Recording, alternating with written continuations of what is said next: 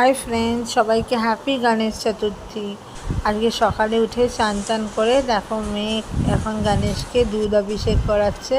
তারপরে নিজেই ও সুন্দর করে সাজিয়ে নিজে সেজেছে, দেখো জামা পরেছে, গণেশকেও সাজাচ্ছে বসে, সব কিছু নিজেই করেছে। দেখো আমি ভোগ দিয়েছি হচ্ছে লাড্ডু আর ফল, সকালবেলা ভোগ দিয়েছিলাম।